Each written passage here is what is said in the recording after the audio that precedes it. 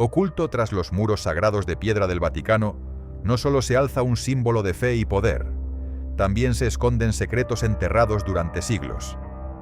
Desde la momificación de santos con técnicas heredadas del antiguo Egipto, hasta la protección de tesoros legendarios que alguna vez brillaron a orillas del Nilo. Y eso es solo una parte de lo que aún permanece en las sombras. Estas son 7 inquietantes misterios que siguen sellados en lo más profundo del Vaticano. Así que abróchate el cinturón, porque estamos a punto de sumergirnos en un viaje lleno de enigmas.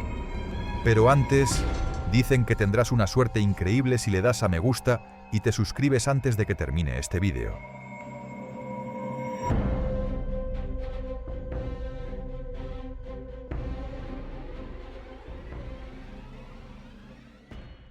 Los restos ocultos de Alejandro Magno.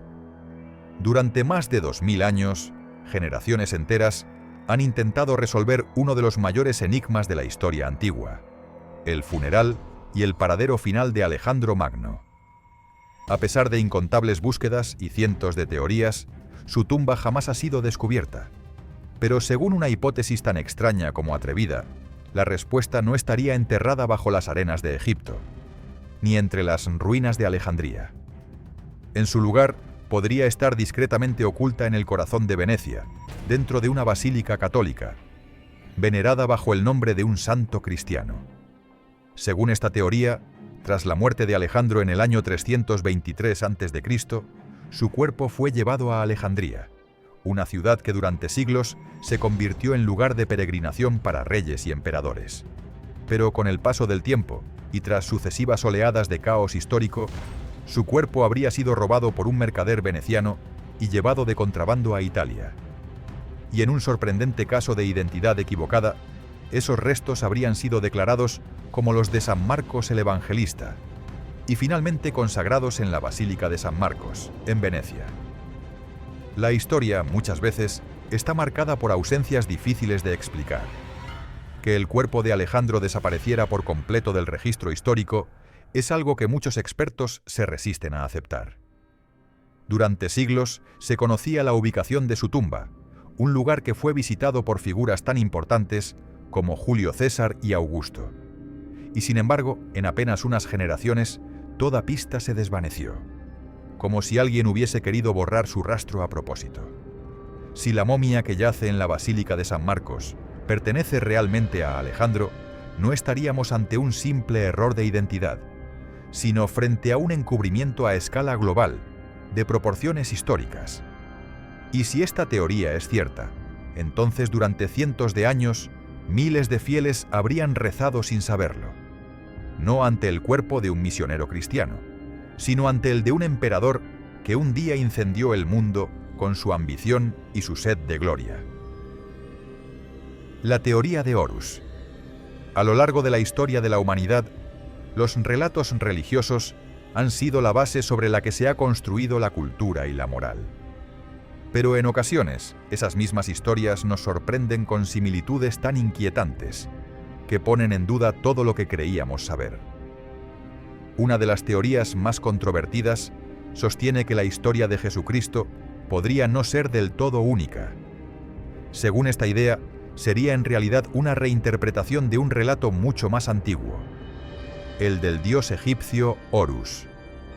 Según estudiosos y expertos en simbolismo, Horus, una divinidad adorada miles de años antes del surgimiento del cristianismo, llevó una vida llena de paralelismos asombrosos con la de Jesús. Se dice que Horus nació de una madre virgen llamada Merit, una antigua variante del nombre María. Su padre adoptivo se llamaba Seb, que curiosamente también es el nombre de una divinidad egipcia. Horus nació en una cueva. Su nacimiento fue anunciado por un ángel, una estrella que apareció en el cielo, y 3 pastores acudieron para rendirle homenaje. Cuando Horus llegó a la edad adulta, fue bautizado en un río. El hombre que realizó el bautismo fue ejecutado tiempo después. Durante su vida sagrada, Horus tuvo 12 discípulos. Sanó a los enfermos, expulsó espíritus y, según los relatos, incluso devolvió la vida a los muertos. Y luego, como si estuviera marcado por un destino inevitable, Horus fue traicionado, crucificado enterrado durante 3 días, y resucitó de entre los muertos. Si todo esto te suena inquietantemente familiar, no eres el único. Las similitudes entre el mito de Horus y la vida de Jesús han llevado a muchos investigadores actuales a hacerse una pregunta incómoda. ¿Son simples coincidencias o estamos ante una continuación intencionada? ¿Relatos antiguos contados de nuevo, pero adaptados a una nueva época? Como era de esperar, el mundo académico tradicional, y especialmente la Iglesia, ha rechazado esta teoría por completo. Algunos textos egipcios señalan que Horus en realidad solo tuvo 4 discípulos, que no nació en una cueva y que nunca fue bautizado de forma ritual. Aún así, las similitudes que sí existen son lo bastante llamativas como para impulsar una reflexión más profunda sobre cómo evolucionan las religiones y cómo ciertos símbolos sagrados renacen, una y otra vez, a lo largo de los milenios. La Biblioteca de Alejandría. En un momento dorado de la civilización antigua, entre las blancas calles de piedra de Alejandría, se alzaba lo que muchos consideran el mayor depósito de conocimiento que la humanidad haya creado jamás. La Biblioteca de Alejandría. Cuenta la leyenda que fue fundada en el siglo III a.C., durante el reinado de la dinastía ptolemaica. Sabios de todo el mundo conocido, de Babilonia, India, Grecia o Persia, acudían a este lugar para estudiar, enseñar y conservar cientos de miles de manuscritos. Allí se registraba todo, desde astronomía hasta medicina, desde filosofía hasta mecánica, desde historia hasta poesía. Con más de 400.000 pergaminos, llegó a ser considerada el auténtico corazón del conocimiento humano. Y sin embargo, de forma misteriosa, hoy en día no queda prácticamente nada de ella. Algunos culpan a Julio César, alegando que cuando prendió fuego a sus propios barcos durante el asedio a Egipto en el año 48 a.C., las llamas se extendieron por la ciudad y acabaron arrasando la biblioteca en medio del caos. Otros creen que fueron extremistas religiosos quienes la destruyeron, al considerar el saber antiguo como algo herético. Y existe también otra teoría, que la biblioteca no fue destruida por un único desastre, sino desmantelada poco a poco, de forma intencionada, por quienes querían controlar el conocimiento de la humanidad. Entre los relatos susurrados a lo largo de los siglos, hay una hipótesis que destaca sobre las demás. Afirma que algunos de los pergaminos más valiosos, obras sobre medicina antigua, filosofía cósmica e incluso mapas de continentes aún por descubrir, no fueron destruidos. En lugar de eso, habrían sido trasladados en secreto a Europa, hasta acabar con el tiempo en los archivos sellados del Vaticano. El Vaticano nunca ha confirmado ni desmentido esta teoría. Pero quienes han investigado su legendario archivo saben que existen salas ocultas, fuertemente vigiladas, que guardan manuscritos de la época medieval, del Renacimiento y posiblemente de tiempos aún más remotos. El Museo Egipcio del Papa Gregorio. En 1839, en una época en la que Europa vivía completamente fascinada por el legado de la civilización egipcia, el Papa Gregorio XVI decidió crear uno de los museos más asombrosos y enigmáticos del mundo. Así nació el Museo Gregoriano Egipcio, un lugar escondido entre los muros del Vaticano que pocos conocen y aún menos han tenido el privilegio de recorrer. Allí, en sus salas sagradas, se distribuyen 9 galerías repletas de reliquias egipcias, estatuas de antiguas divinidades, estelas de piedra cubiertas de jeroglíficos y momias que el tiempo ha dejado marcadas con siglos de historia. Un rincón que, aunque apartado del mundo exterior, guarda los ecos de un imperio que durante milenios dominó el Nilo y el misterio. Pero hay una pregunta que sigue rondando en la mente de muchos. ¿Cómo llegaron los tesoros de una civilización situada a miles de kilómetros de Roma a formar parte de un museo del Vaticano? La respuesta no es cómoda. De hecho, para muchos resulta incómoda y hasta dolorosa. Fueron botines de conquista, símbolos de una época en la que el poder no solo se ejercía con fe y doctrina, sino también con dominio y apropiación. Objetos sagrados, arrebatados del desierto y llevados al corazón de la Iglesia, convertidos en piezas de colección bajo los techos de mármol del Vaticano. El origen de esta inmensa colección se remonta a un archivo privado, que en su día fue el estudio personal del Papa Pío II, ubicado en el Palacio de Letrán. Pero la historia, en realidad, comienza mucho antes. Concretamente tras el año 31 a.C., cuando el Imperio Romano derrotó a la alianza entre Marco Antonio y la reina Cleopatra en la famosa Batalla de Accio. Aquel momento marcó el declive definitivo del antiguo Egipto y abrió las puertas a una nueva era de saqueo imperial, en la que reliquias, arte y saber fueron extraídos del Nilo para engrandecer la gloria de Roma. Y siglos más tarde, las colecciones del Vaticano. A partir de ese momento, los vestigios de la civilización egipcia pasaron a ser trofeos de guerra para los romanos. Estatuas de antiguos dioses, momias sagradas, columnas de piedra cubiertas de jeroglíficos, todo fue arrancado de su lugar original y llevado a Roma. Pero no se trataba solo de coleccionar objetos exóticos. Muchos de estos símbolos sagrados fueron transformados en simples adornos de lujo, utilizados para decorar las villas y palacios de la élite romana. Lo que una vez fue venerado en templos a orillas del Nilo, pasó a convertirse en decoración ostentosa para mostrar poder y estatus en el corazón del imperio. Cuando el Museo Gregoriano abrió sus puertas al público en el siglo XIX, muchos lo vieron como un gesto noble, una forma de compartir el conocimiento y preservar la historia para las futuras generaciones. Las salas iluminadas, las vitrinas perfectamente organizadas y las reliquias expuestas con solemnidad transmitían una sensación de respeto y admiración por el pasado. Pero bajo esa cálida apariencia se esconde una verdad mucho menos cómoda. Una verdad que nos obliga a preguntarnos si lo que se muestra como homenaje no es también el resultado de siglos de apropiación, saqueo y dominio cultural. Esas piezas, esas reliquias milenarias, no llegaron al Vaticano por medios pacíficos.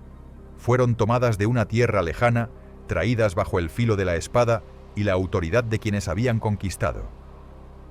Transportadas no como regalos, sino como símbolos de victoria, como trofeos de un imperio que extendía su poder más allá de sus fronteras. Hoy en día, mientras el pueblo egipcio continúa luchando por recuperar lo que una vez les fue arrebatado, esos objetos permanecen en reposo, en silencio, dentro del corazón del Vaticano.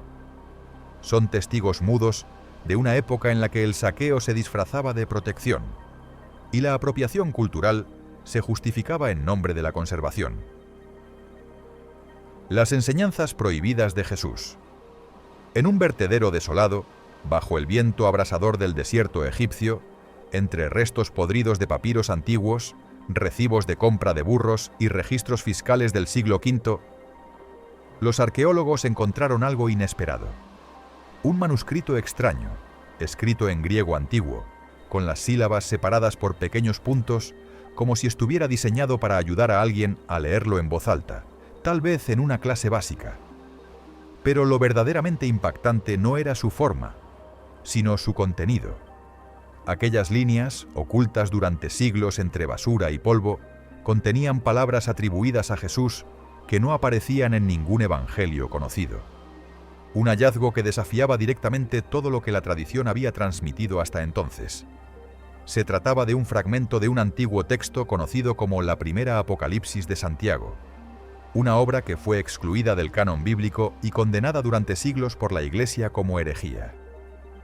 Según los estudiosos, este manuscrito contiene parte de las enseñanzas prohibidas de Jesús, palabras que no se escuchaban en los altares, que jamás fueron incluidas en los catecismos, y cuya copia estuvo estrictamente prohibida durante generaciones. Un mensaje silenciado, borrado de la tradición oficial y oculto deliberadamente, como si su mera existencia amenazara los pilares sobre los que se construyó la doctrina. ¿Y por qué fue prohibido un texto así? La respuesta puede sacudir los cimientos de muchas creencias arraigadas. En esta visión apocalíptica, el mundo no se presenta como una creación divina, sino como una prisión construida por un Dios falso. Una figura poderosa, no el Padre de la Luz, sino un engañador. un ser que habría moldeado el mundo material no por amor ni sabiduría, sino con un propósito más oscuro: encarcelar el alma humana. Una idea radical que cuestiona no solo la visión tradicional de Dios, sino el mismo sentido de la existencia, y que por ello fue silenciada durante siglos. Es una visión del mundo que desafía directamente los cimientos mismos de la doctrina ortodoxa. Una interpretación tan radical, tan contraria a la enseñanza tradicional, que condenó al manuscrito a siglos de censura y olvido. Durante generaciones fue considerado peligroso, no por su lenguaje, sino por las ideas que contenía. Ideas capaces de poner en duda la autoridad espiritual, la figura de Dios y el propósito de la existencia humana. Y por eso fue silenciado, escondido. Como tantos otros textos que alguna vez ofrecieron una mirada distinta, y fueron enterrados por desafiar la versión oficial. 2 momias falsas en el Vaticano. En lo más profundo del Vaticano existe una sala silenciosa donde reposan 2 figuras preservadas, expuestas con solemnidad bajo vitrinas de cristal. Durante siglos se creyó que eran auténticas momias del antiguo Egipto, prueba del interés de la Iglesia por esa civilización envuelta en misticismo y enigmas. Todo parecía indicar que se trataba de restos humanos con miles de años de antigüedad. Una conexión directa con un pasado remoto, casi sagrado. Pero en una reciente investigación científica, realizada por expertos del Instituto Smithsonian, la verdad salió a la luz, y fue muy distinta a lo que cualquiera hubiese imaginado. Cuando los expertos analizaron el ADN de fragmentos óseos que aún permanecían envueltos en las vendas de lino, hicieron un descubrimiento asombroso. Esas momias no provenían del antiguo Egipto. De hecho, no eran tan antiguas como se creía. Los restos pertenecían a un hombre y una mujer que vivieron en la Edad Media, aproximadamente hace unos 500 años. Una época marcada por grandes cambios en Europa. Guerras, peste, tensiones religiosas. Un continente en plena transformación. La revelación dejó a muchos desconcertados. ¿Cómo era posible que se creyera durante siglos que eran momias egipcias? Y lo más inquietante, ¿quién había creado esta falsificación? ¿Y con qué intención? La respuesta podría encontrarse en una extraña fiebre cultural que se apoderó de Europa en el siglo XIX. Una auténtica manía por las momias. Durante esa época, estos restos milenarios se convirtieron en objetos codiciados, no solo por museos, sino también por aristócratas, que los exhibían en sus salones como símbolos de estatus y exotismo. Algunas momias incluso fueron trituradas y convertidas en polvo, supuestamente con fines medicinales. En ese clima de obsesión, la demanda era tan alta que hubo quienes estuvieron dispuestos a falsificar muertes antiguas para complacer los deseos más extravagantes de los poderosos, y también de los devotos. Y así, sin saberlo, el Vaticano terminó custodiando 2 de esas falsificaciones, creyendo durante siglos que eran auténticos restos egipcios, cuando en realidad formaban parte de una fascinación colectiva tan absurda como inquietante. Cuando los santos no se descomponen. En la tradición católica, la incorruptibilidad del cuerpo tras la muerte ha sido durante siglos considerada una señal de santidad absoluta. En tiempos pasados, que un cadáver permaneciera intacto se interpretaba como un milagro indiscutible, una prueba tangible de la gracia divina. Pero dentro del Vaticano, con el paso del tiempo, ha ido saliendo a la luz una realidad mucho más terrenal. Muchas de esas figuras veneradas, cuyos cuerpos siguen asombrosamente bien conservados, no deben su estado a la intervención divina, sino a la aplicación consciente de técnicas de momificación. Métodos cuidadosamente empleados, y que en muchos casos se inspiran directamente en los ritos funerarios del antiguo Egipto. Una mezcla de fe, ciencia y tradición que ha permanecido oculta bajo la apariencia de milagro. Uno de los casos más impactantes es el del Papa Juan XXIII, fallecido en 1963. Han pasado más de medio siglo desde su muerte, y sin embargo, al observar sus restos, que reposan en un ataúd de cristal dentro del Vaticano, es difícil no quedarse asombrado. Su cuerpo parece casi intacto, como si el paso del tiempo no hubiese dejado huella alguna. Su rostro sereno, su expresión en paz, da la impresión de que no está muerto, sino dormido, envuelto en un sueño sagrado que desafía toda lógica. Para muchos es un signo divino. Para otros, el resultado de prácticas cuidadosamente diseñadas para preservar no solo el cuerpo, sino también la fe. Según numerosos expertos, el sorprendente estado de conservación del Papa Juan XXIII no se debe a un milagro, sino a procedimientos modernos de embalsamamiento aplicados con gran discreción por el Vaticano a lo largo de los años. Un trabajo meticuloso, llevado a cabo lejos de la vista del público, que permite mantener la imagen sagrada intacta, mientras la verdadera explicación permanece en silencio, protegida tras los muros de la Ciudad del Vaticano. Entre 1975 y 2008, se cree que un grupo secreto de especialistas dentro del Vaticano embalsamó al menos a 31 santos y figuras destacadas de la Iglesia. Y no se trata de una simple teoría o especulación, es un hecho documentado, aunque cuidadosamente mantenido fuera del foco público. El Vaticano, fiel a su estilo reservado, nunca ha hablado abiertamente sobre esta práctica ni ha ofrecido detalles sobre sus métodos. Sin embargo, no todos los intentos fueron exitosos. A pesar del secretismo y el conocimiento técnico, hubo casos en los que el resultado no fue el esperado, y los cuerpos no resistieron el paso del tiempo como se había planeado. Cuando el Papa Pío XII falleció en 1958, su cuerpo fue embalsamado con un propósito simbólico: recrear el entierro de Jesucristo. Envuelto en lienzos y sellado en un espacio cerrado, se esperaba que su cuerpo permaneciera intacto, como un reflejo de santidad y devoción eterna. Pero el resultado fue un fracaso absoluto. El cadáver comenzó a emitir un hedor insoportable, al punto de que, según los informes, un guardia llegó a desmayarse por el olor. El estado del cuerpo se deterioró rápidamente, e incluso la nariz del Papa acabó desprendiéndose. Aún así, el Vaticano ha seguido defendiendo el concepto del cuerpo incorrupto, ya sea mantenido por medios naturales o gracias a la intervención humana. Para algunos, esto representa la máxima expresión de veneración, pero para otros deja una pregunta incómoda en el aire.